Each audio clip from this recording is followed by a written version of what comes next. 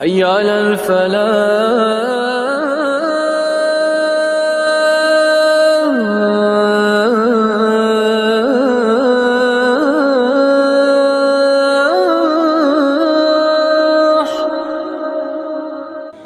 علیکم ورحمۃ اللہ۔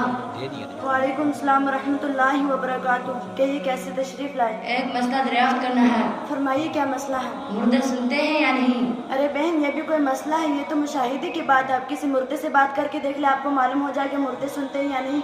وہ مردہ ہی کیا ہوا جو سننا تو زندوں کا کام ہے، نہ کہ مردوں کا۔ کیا مردہ بالکل نہیں سنتا؟ وہ مردہ جو ہے اس لیے بالکل نہیں سنتا۔ اگر یقین نہیں آتا تو بات کر کے دیکھ لیں۔ وہ بولے گا تو نہیں؟ کیوں نہیں بولے گا؟ اگر سنتا ہوگا تو ضرور بولے گا۔ مردے بولتے تو نہیں؟ کیوں نہیں بولتے؟ ان میں کوئی جان ہے کہ وہ بولیں؟ اگر جان نہیں تو سن کیسے لیتے ہیں؟ کیا بولنے کے لیے جان کی ضرورت ہے، سننے کے لیے نہیں؟ ضرورت تو سننے کے لیے بھی ہے، لیکن میں نے سنا ہے کہ مردے سنتے ہیں، بولتے نہیں۔ اگر بولتے نہیں تو سنتے کس لیے؟ سننا تو اللہ تعالیٰ نے انسان میں اس لیے رکھا کہ وہ سن کر اس کا جواب دیں۔ اگر جواب نہ دیں تو سننا کیا فائدہ؟ اللہ تعالیٰ نے قرآن مجید میں ارشاد فرمایا، انما یستجیب الذین یسمعون والموتى یبعثهم اللہ ثم الیہ یرجعون، کہ یعنی جواب تو وہ دے جو سنتے ہیں، مردے نہ ہی سنتے اور نہ ہی بولتے ہیں۔ اللہ تعالیٰ ان کو ایک دن زندہ کر کے اٹھائے گا اور اللہ کے سامنے پیشی ہوگی۔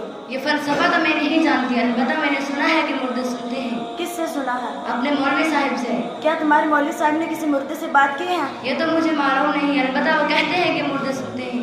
آپ مولوی کے کہنے پہ نہ رہے، وہ شاید کیا ہی دے، اس لیے مردوں کے فیوز پر ان کا گزارا ہوتا ہے۔ ان سے کیا بعید ہے، وہ یہ بھی کہتے کہ مردے ہمارے ساتھ باتیں بھی کرتے ہیں۔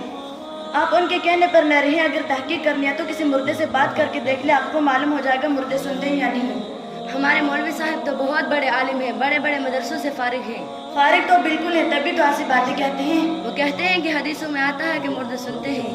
حدیث میں تو یہ بھی آتا ہے کہ مردے بولتے ہیں، بلکہ مردے کا بول کر بتانا تو قرآن مجید سے ثابت ہے۔ کیا مردے اس کی بولنے کے قائل ہیں؟ قرآن مجید میں مردوں کے بولنے کے بارے میں کہاں ہے؟ سورہ یاسین میں قال یا لیت قومی یعلمون بما غفر لی ربی وجعلنی من المکرمین۔ کیا مردے ہی کا تو قول ہے؟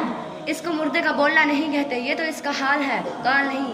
اس کی حالت کو حضور صلی اللہ علیہ وسلم نے اپنے الفاظ میں بیان کر دیا ہے کہ وہ زبان سے الفاظ کہتا ہے، اور اگر اس کے اپنے الفاظ بھی ہوتے، اس کی برزخی زندگی کا معاملہ ہے، اس کا اس دنیا سے کیا تعلق؟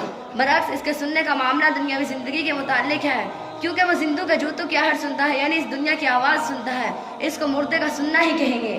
جیسے اس دنیا کی آواز سنتا ہے، ایسی جب وہ بولتا ہے، چیخو پکار کرتا ہے، تو انسان کے علاوہ دنیا کی ہر چیز اس کی آواز کو سنتی ہے۔ حدیث میں بھی الفاظ موجود ہیں، یسمع صوتہا کل شیء الا الانسان، کہ انسان کے علاوہ دنیا کی ہر چیز اس کی آواز کو سنتی ہے۔ انسان اس کی آواز کیوں نہیں سنتا؟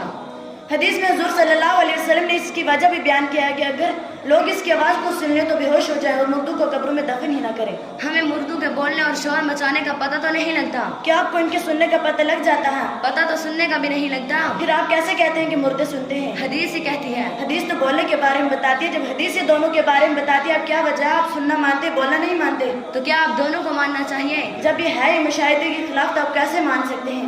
آپ نے ہی تو بولنا ثابت کیا، اب آپ دونوں کا انکار کرتے ہیں۔ اللہ کی بندے، میں نے تو الزاماً بات کی تھی، ورنہ کون کہہ سکتا ہے کہ مردے سنتے ہیں یا بولتے ہیں؟ آپ نے کہا مردے سنتے ہیں یا نہیں، میں نے کہا بات کر کے دیکھ لیا۔ آپ نے کہا وہ بولتے تو نہیں، میں نے کہا اسی طرح سنتے بھی نہیں۔ آپ نے کہا سننا حدیث سے ثابت ہے، میں نے کہا اسی طرح بولنا بھی قرآن و حدیث سے ثابت ہے۔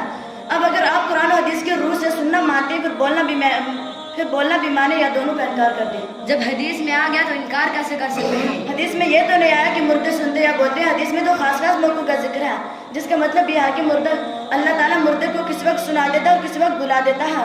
مردہ اس کو ایسا نہیں کر سکتا۔ آپ مردے کی حقیقت کو تو دیکھیں، مردے سنتے یا بولتے ہیں؟ مردے کی کیا حقیقت ہے؟ مردے کی حقیقت یہ ہے کہ جب اس کی جان چلی گئی اور اس کی نبض بند ہو گئی اور اس کی تمام طاقتیں ختم ہو گئی، مردہ وہ تو نہیں ہوتا جس میں سننے کی طاقت اور بولنے کی طاقت نہ ہو۔ مردہ وہ ہوتا ہے جو کچھ نہ کر سکے۔ قرآن نے اس آیت میں مردوں ہی کا نقشہ کھینچا ہے۔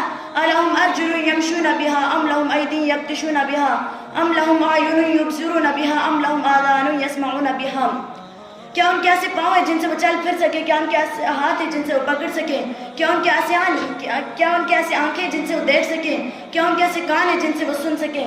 مطلب یہ ہے کہ آدمی مرنے کے بعد آدمی اعضاء رکھتے ہوئے بھی کچھ نہیں کر سکتا، کیونکہ اس کے جسم میں جان بھی نہیں ہوتی۔ آگ اور مٹی کھا جائے پھر تو سننے اور بولنے کا سوال ہی پیدا نہیں ہوتا۔